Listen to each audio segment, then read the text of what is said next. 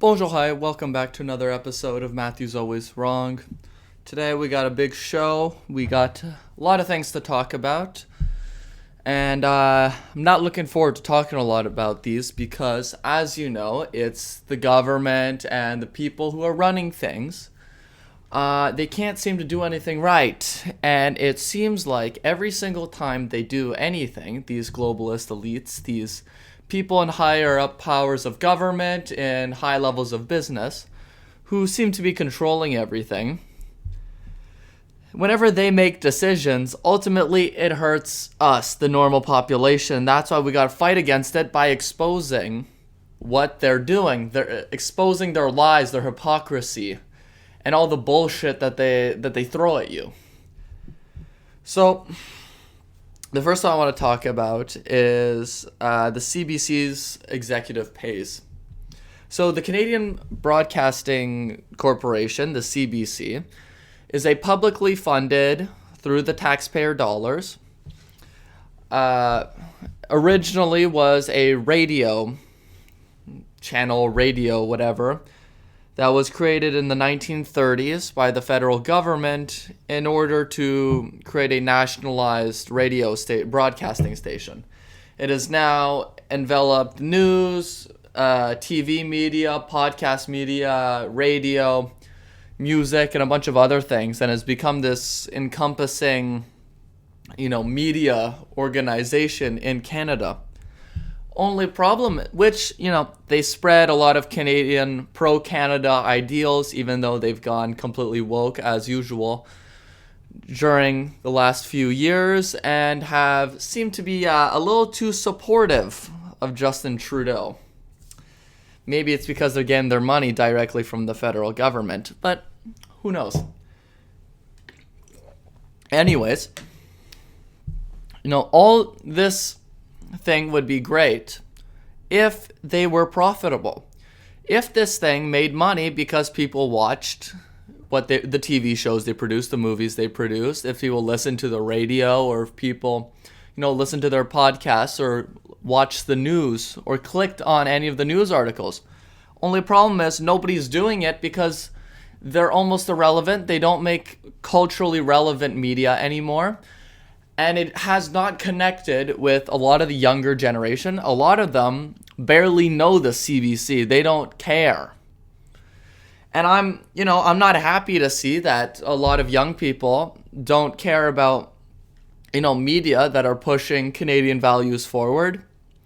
And I think that's just a testament of how far this company has gone.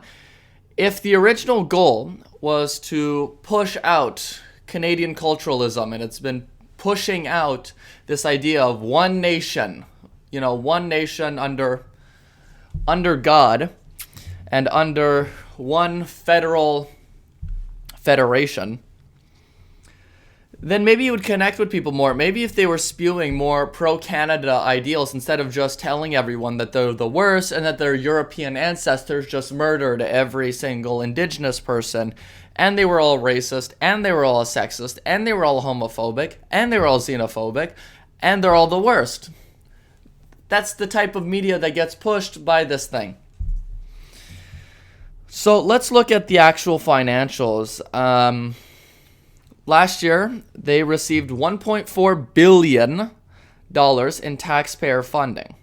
All right? Aside from that, just from actual revenues, because it is a business, even though it's a crown corporation, they made $515 million in revenue. How much money did they make?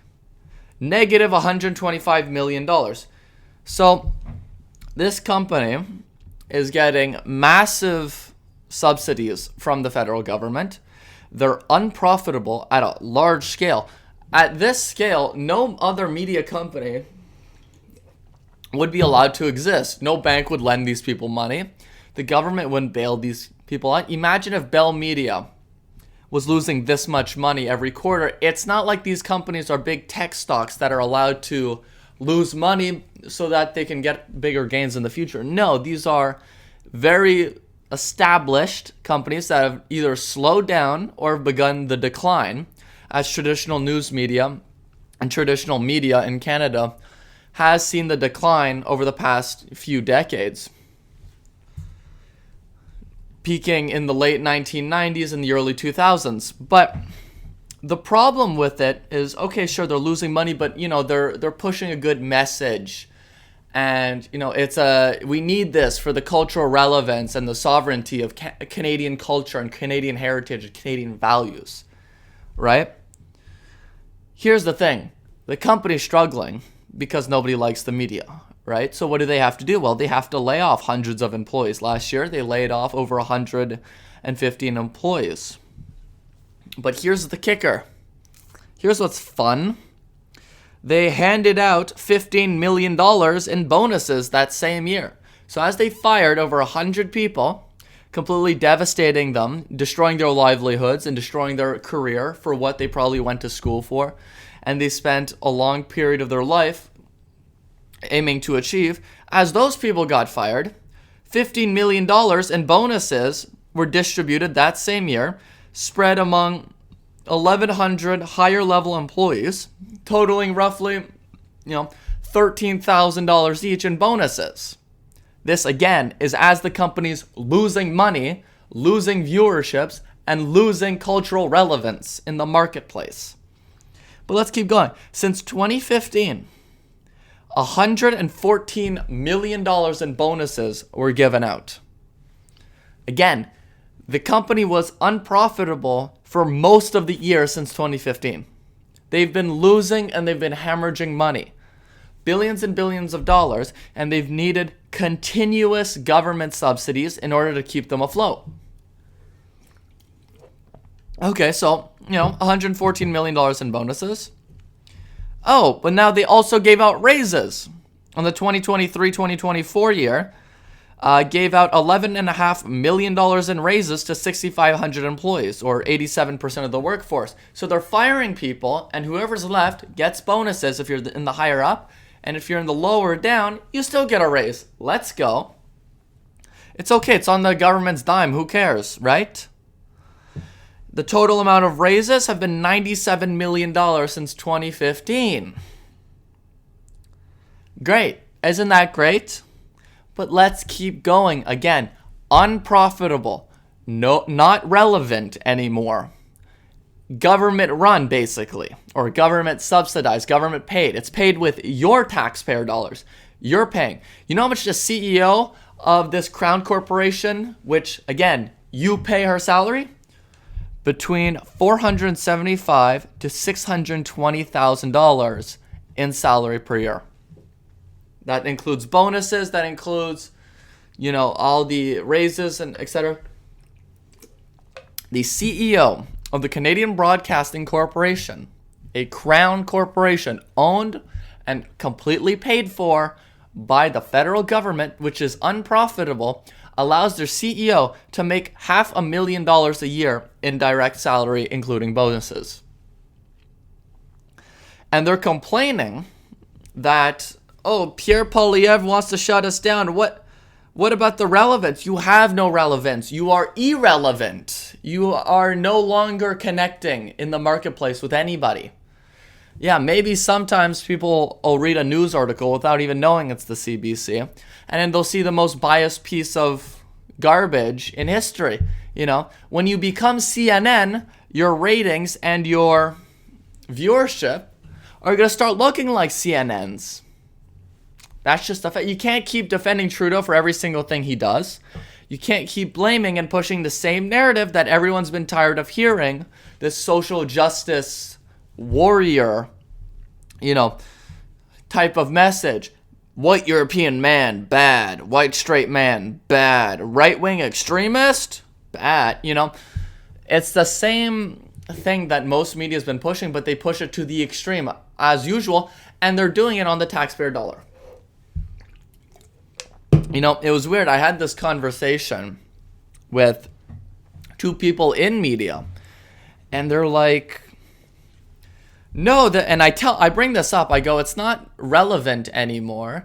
It's losing money, and it's extremely biased, and everyone can see it's biased, and the trust in the media has absolutely evaporated after COVID. And they go, this is what they say. These are people who worked in these companies, in the media companies, they go, well, no, the CBC has actually been the most tough on Trudeau. They've been, and I go, you look at the number, it's just like when Chris Cuomo, who just did the Dave Free debate, these people don't seem to understand what they've done, or what they seem to be completely detached from reality, right? So you tell them that, there's a reason why your viewership's down, because people will watch if you make good stuff. Do you not think that would happen? If you make good content, if you make good pieces of news, people will watch. But if you start making woke garbage, people get tired. There's only a small percentage of people that are full woke tards and that'll also watch the news. Because not only are you alienating most of the population by focusing on this small, ultra-liberal, ultra-libtard, and woke audience, you're also not really able to connect with the young people, because the young people aren't looking at the CBC for their information. Those woke people that they're trying to target are going to be on TikTok, they're going to be on X, they're going to be on Instagram, and that's where they'll find their news. It's not from the CBC. So the entire strategy is not working, and it's costing the taxpayer even more money. It just keeps going, which I love. Why not fund this woman? If she wants to go on private jets, across the country every day, why shouldn't she be allowed? If Taylor Swift can do it, why can't Catherine Tate, CEO of CBC, do it? Because that's really, the American and the Canadian dream are gone. The new Canadian dream is be at the head of a company losing money that's funded by the government so that you could have an outrageous salary without providing any value, without actually making any meaningful changes, and without actually improving the corporation whatsoever. But who cares, because it's on the taxpayer's dime. Since Justin Trudeau, over 100 people making over 100K a year, over 6 figures a year, have increased 231%. Funny. So I think the new strategy is go work for the CBC, don't get fired, become a high level up executive, and just get paid. Get paid. Say, Trudeau, I love you, I love you. And you go, these white European, man, white supremacy is the biggest issue facing this country. Yes, give me money, give me money, give me money, give me money. That's just how it's going to work. So that's the new strat. I think we should start watching the CBC because they're so relevant, and I think they really, they report good news. They're unbiased. Just like the woman I was speaking to. They're unbiased. They know what they're doing. They have degrees. They went to college. They went to university. These people know more than you, so just listen to them. They were right about COVID. They were right about inflation. Guys, inflation was transitory. Okay? It came down. It came down. So thank you, Trudeau, for bringing down inflation from 9% to 3%. That was all you, big dog. That was all you. And we flattened the curve, and everyone got the vaccine. So I think they did their job. They did a pretty good job, and it worked. So they deserve more bonuses. Triple their bonus, triple government spending to the CBC. Let's get her up to $1 million. Why can't she make $1 million a year? She needs to go on vacation to Turks and Caicos to chill out because her job's tough. She's got a tough job. She's got to manage, who gets the raises and who gets fired. I have a feeling I know who got the raises and who got fired. And it was definitely the straight white men. My next story is how many illegal migrants, illegal aliens, are in Canada right now. And what is an illegal alien? Well, it's someone who either crossed through the border, the southern border with the United States. It's someone who might have had a visa, and a work permit visa, a tourist visa, a student visa, who were only supposed to be here temporarily, but their visa expired, and you know what? They just stayed. They're like, you know what? This place is kind of nice. I ain't leaving. I ain't leaving. So a new estimate came out that there's between 20,000 to 500,000 illegal immigrants, illegal migrants, illegal aliens.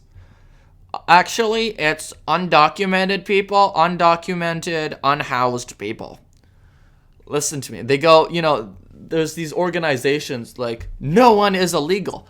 Yeah, you're illegal. It is against the law to outlive your visa in Canada. Once your visa expires, you leave. You're not allowed to go through the border. That's not how it works. We have a system for that. And that system's already wide open. So why not just use the legal one? These people, there was this one story where this woman, it's like Guatemalan woman, who came to Canada on a tourist visa, met her husband, also from the same place, I don't know, somewhere in South America, in Canada. And their tourist visas expired as they were pregnant, because men can be pregnant, and it expired. And instead of leaving, because she goes, I'm pregnant, boom, I'm staying. My visa expired, I'm staying. I ain't leaving. Fuck you guys, I staying. And then she's complaining that, I couldn't afford the delivery room. I couldn't afford this. My husband, when he cut off his finger with a saw, he couldn't go to the ambulance because they would ask questions about our documentations. I'm like, and then she joined a group called No One is Illegal. Apparently, being an illegal is not real. Being undocumented is not a crime. It's not fair that some people are not allowed to stay here. It's not fair that you have to come here and then you have to leave. It's not fair. And then when you break the rules and you become an illegal because you're breaking the law and you don't get all the services that the government promised that to normal citizens and permanent residences, then you complain. It's not fair. Nobody is illegal. And then, all right, you've got Mark Miller, the immigration minister. This guy, you thought Alexander Mayorkas was bad? This guy rocks. This guy gets it. This guy might be, he's tip-top. He works for Justin Trudeau. Him and Trudeau are on like the same level. These guys get it. He's saying that Canada is planning a broad and comprehensive program to allow undocumented people. You mean illegal aliens? You mean illegal invaders? You mean people who broke the law and continue to break the law every day they stay here? To allow undocumented people, illegal immigrants, to apply for permanent residency. Let's go, because nobody should be illegal. If you commit a crime, why should you get punished? It's the system. And, that's just great. That's great. Why not let all the people who just broke all the rules, who didn't do anything, to come here and then get government welfare, to get free health care, to probably get on the new free pharmacare, they're going to get free diabetes drugs, they'll get free contraceptives, the new dental care program.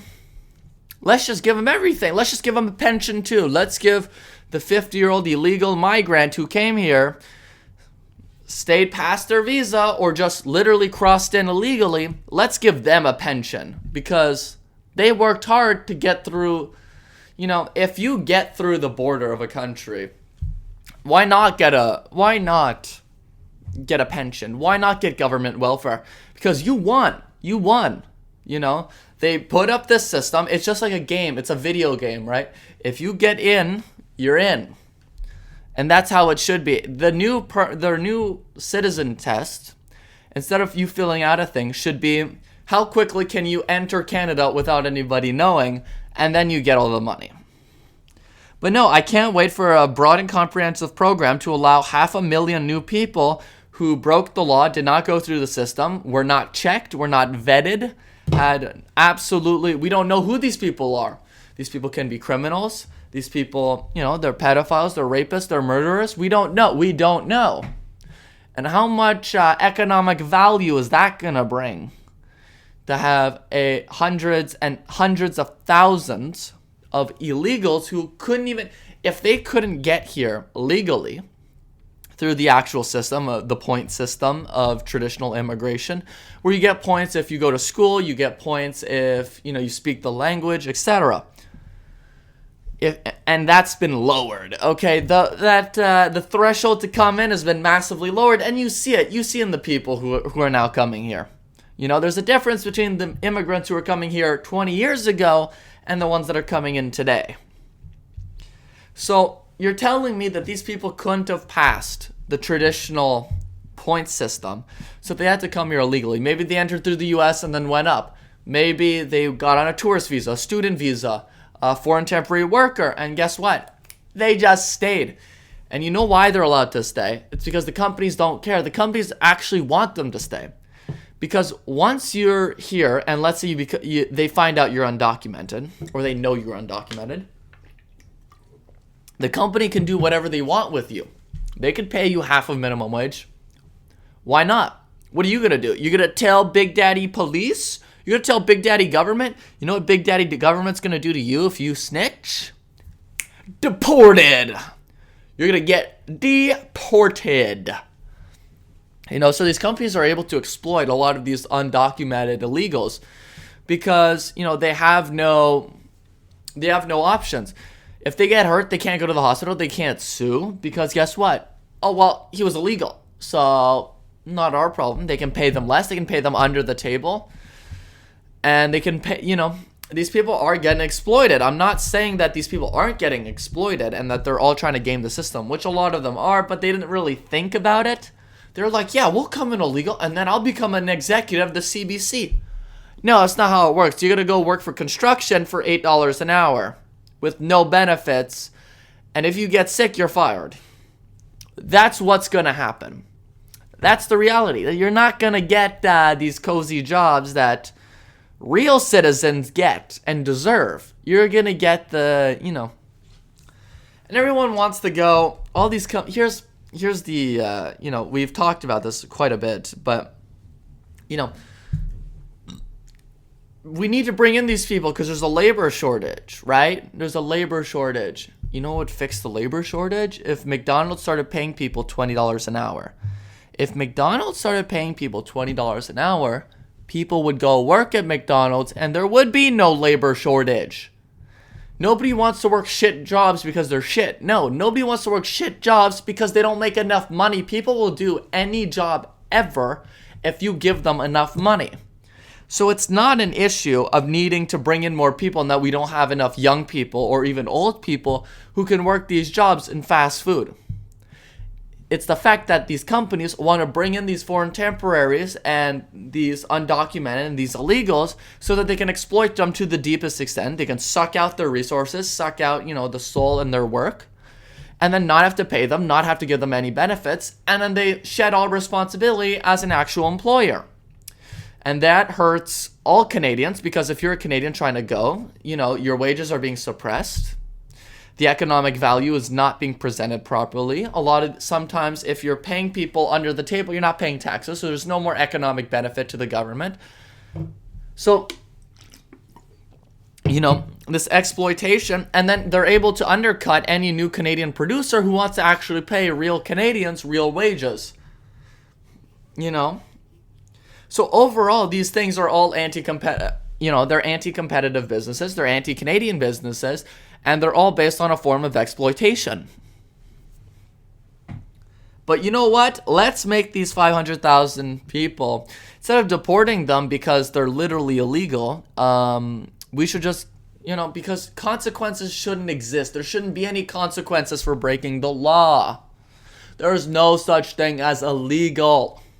There's no such thing. Stop saying that. Now, the second story I got is, no more background checks for international students. Because why are we vetting international students from India? They would never lie.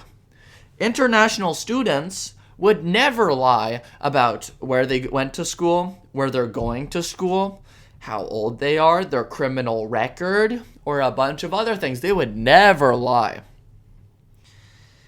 And this isn't even a new thing, apparently. Here's what originally they said. They go, that criminal records were checked before you have to enter. They did criminal record checks to make sure you weren't wanted criminal in whatever country you're coming from. But then, here's the reality of the situation that, Mark Miller said this too. He goes, police certificates are not a prerequisite to enter the country. They've never been a prerequisite. So what he's saying is that, it was kind of under the table. You didn't really know if they would check, they would do a police check. Now he's just saying it out loud. He's just going, guys, we're not checking. Come on in. We need more students. Which is so fun. And now you have this mix. If you got a bunch of students that they're not checking for their criminal record, and they're not checking for a lot of things. They come here for 3 years, and then they're like, well, I kind of like it here. I ain't leaving. That's what you're seeing in Ontario. That's what you're seeing in Prince Edward Island. It's these people who've become extremely entitled to think that, they provide such a value through their minimum wage jobs and their limited language speaking and their fake degrees, that the Canadian government owes it to them to give them permanent residency. Listen, buddy, it's not a guarantee that you get to come in here.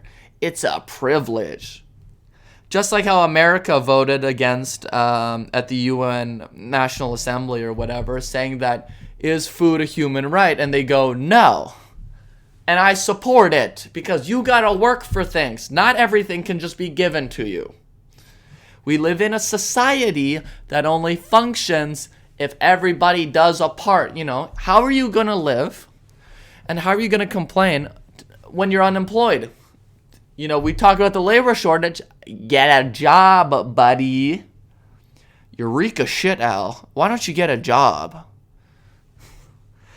American Psycho, one of my favorite movies. But, and then these people are going to get exploited too. Because if you're not doing any checks, obviously crime's going to go up. Obviously these people are going to probably have, not the greatest intentions. They're probably going to go through their visa and they'll just stay. They'll become an undocumented migrant. They'll become an illegal. And guess what? You can't get any benefits from the government. And you're getting a shitty salary. You're being exploited at your job. So what do you think you're going to do? Oh, maybe you start stealing cars. Toronto. Maybe you start committing a little crime. A little burglary can't hurt. And then guess what? Once you get arrested, they'll just let you out. And then guess what you can do? More crime. That should be the motto of Mark Miller and Justin Trudeau. It should just be, come to Canada illegally and do crime. They're now moving thousands of federal employees out of Ottawa and to different buildings because the crime is so bad in the capital. I wonder whose fault that is. Anyways, my final story of today is kind of I'm kind of moving away from what I've been talking about, but I think it's fun. I think it's fun to talk about climate change because it's such an existential threat. We're gonna die. Sea levels are gonna rise. Droughts, famines, fires, floods. They're gonna kill us all. Anyways, so the news that came out a few days ago was that Canada greenlights a $530 million fund for municipalities so that they can claim money to help them adapt to a new world with higher temperatures and more frequent storms. Yes, $500 million. And guess what? They're still complaining. $500 million wasn't enough. They wanted $10 billion to help with climate change mitigation and adaptation. Yes, because Canada's being hit so hard with climate change that they need $10 billion of spending, which is completely outrageous. So this money is going to be, doled out to any municipality as forms of grants and loans so that they can adapt to, higher floods, higher storms, more wildfires, which, by the way, none of those things, I'll tell you right now, none of those things are actually impacted by climate change. Would you have guessed that? So let's go through. The floods. This is the IPCC, the International Panel on Climate Change, okay? In summary, there is low confidence in the human influence on the changes in high river flows on a global scale.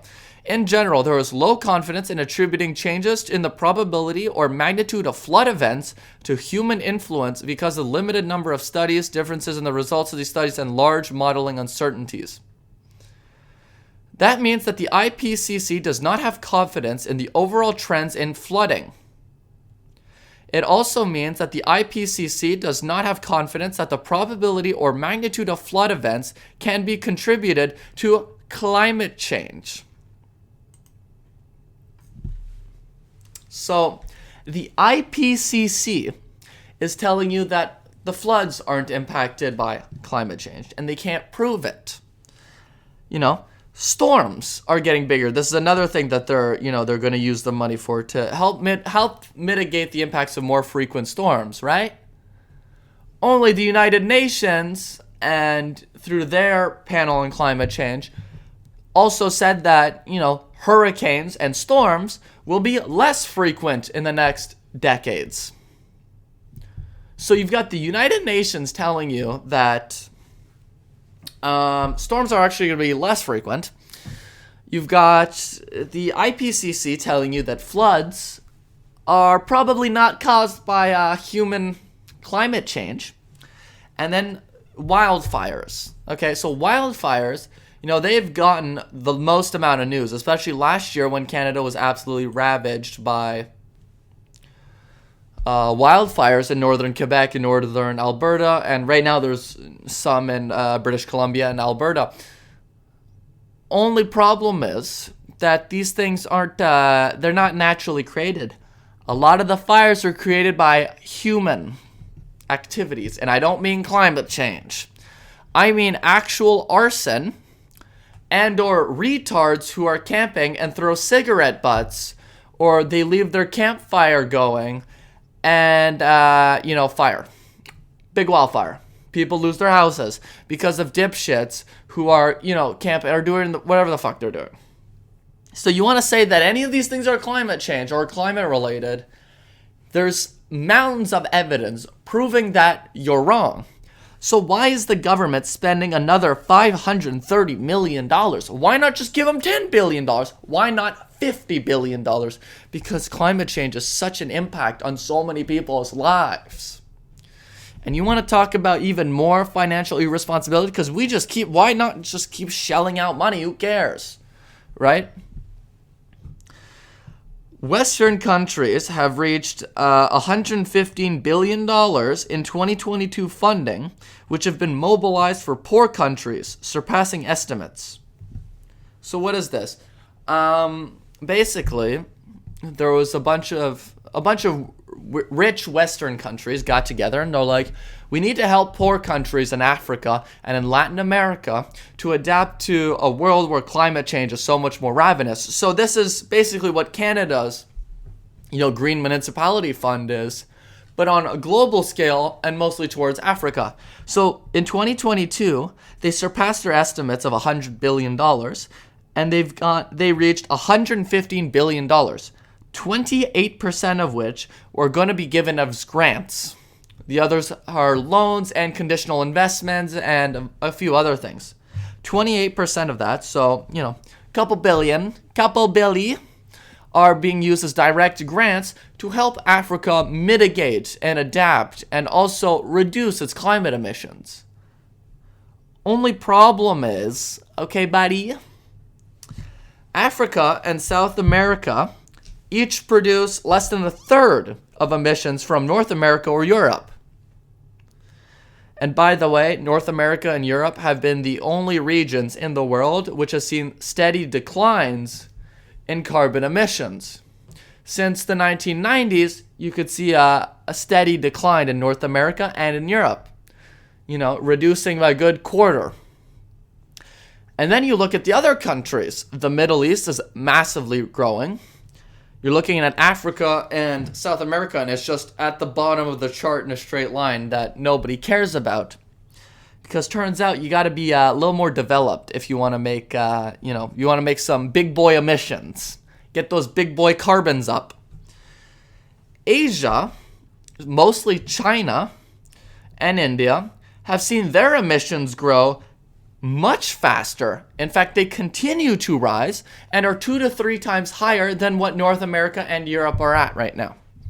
So we're talking about giving our money. Rich countries are just giving money to these poor countries like Africa to help them mitigate and reduce their emissions, while also instituting policies in their own countries in order to reduce emissions, which then hurt productivity, which then hurt economic growth, which then hurt everybody's lives because there's less money to go around. All of this while nobody talks and nobody condemns China for producing 2 new coal plants every single week. There was a headline saying that China added more solar panels in the last year than the US has in its entire history. Only problem is coal emissions in China are growing double the speed of renewables. So what if China has one of the biggest hydropower network in the world? They're building 2 coal plants a week. Nobody cares. Let's get a carbon tax in Canada, but let's keep importing shit from China. Let's not say anything about Chinese coal production. Let's not say anything about what the Chinese and the Indians are doing. They got the largest tire fires in the world in India that are producing tons and tons and tons, hundreds of tons of carbon dioxide, more carbon dioxide than most people will ever produce. And yet, no, we need to stop oil and gas investments in the tar sands, and we don't need to build more pipelines. All right, there's $50 billion in economic growth just gone. Let's go government. Anyway, so you're looking at all these things. It's like, let's just keep giving more money. How are people not giving a shit? And this is the whole point. This is the whole point of why I'm trying to do this show. I get it. There's a lot of information going around. There's a lot of differing opinions. My only purpose here is to get people interested. I want people to care because people don't care anymore. People don't give a shit. And I think I know why. It's because people, especially, I'm going to take an example of young people today. Young people today in Canada are growing up believing in a world and a society that no longer exists. What do I mean by that? I think that when I talk to most young people, they believe that the world is like it was in 2010. Canada is not like how it was pre-2015, pre-2010. There's a fundamental difference. There are several differences. You can't go, as a woman, you can't go party alone downtown and then take the metro at night and go home and feel safe. Even though maybe you never would have been able to, but today you're seeing homeless people pissing on the metro. Just on the floor of the metro, and nobody gives a shit. You can see homeless people sleeping in the metro. You've got homeless people begging everywhere downtown. Everywhere on the street, they're on fentanyl, they're on drugs. People are leaning off the fent on the streets. And, girls say they just want to go, let's party like it's 2010 at the club. Yeah, what happens? Okay, what happens when, And here's the issue. If you keep believing that you're living in a past society, by the time you start to realize that things are changing, it's going to be too late. You know, if you don't start exposing the corruption in the government, the corruption of big businesses, the exploitation of these foreign, temporary, and undocumented illegals, because look, you know, though I don't want them here, it's not to say I don't care about them. No, it's not good that you have these people who travel across the world being promised that they'll be able to live a great life, and then they have to work in essentially slavery and under the threat of deportation at any moment. And that's not to say I don't want them deported. If you're here illegally, you should be deported. If you do crimes, you should be punished for those crimes. I don't understand these soft bail policies. But my point is, young people have to understand that the world has fundamentally changed. Canada has fundamentally changed. And the only way we can bring it back to what this dream world that everybody lives in is by fighting and making real change, by exposing all these things, and by voting, and by going out and creating, groups of people who actively want to see better change in Canadian society. We need more people who are Canada first, who are Canada one. Fundamentally, that is what we need. You know, I could talk about the globalists. I could talk about the people in charge. You know, I could talk about the communist takeover. I could talk about all these things. I could talk about, Jewish influence and a lot of things. But I don't want to talk about the Middle East because I don't care. You know what I care about? I care about Canada. And you have all these people who are talking, yeah, it's a genocide, it's bad. There's a lot of bad things going on. My priority is that, we don't have homeless veterans on the street doing crack. My goal is that you could take the metro at night and feel safe. My goal is that you could walk around and you go into a store and you can understand what the person is saying to you. And you don't have to try and guess because the accent is so thick. Again, I'm not saying that everyone with an accent, blah, blah, blah, shut up. Okay, I don't care. But what I'm saying is that young people need to get involved. They need to start mobilizing. They need to start reacting, because every time I tell people these things, they just go, well, meh. I haven't seen it, buddy. By the time you see it, it's going to be too late. Everyone likes to talk about, inflation this, inflation that. You voted for this. You went with all the lies. And then once the lies have been unraveling and they've been proven to be wrong, you know what the people like to do? I don't want to listen. I don't want to listen. Maybe people learn the lesson when everything goes to shit. The people in the United Kingdom, they're getting it. The Reform Party, these guys are working it. These guys are making it work.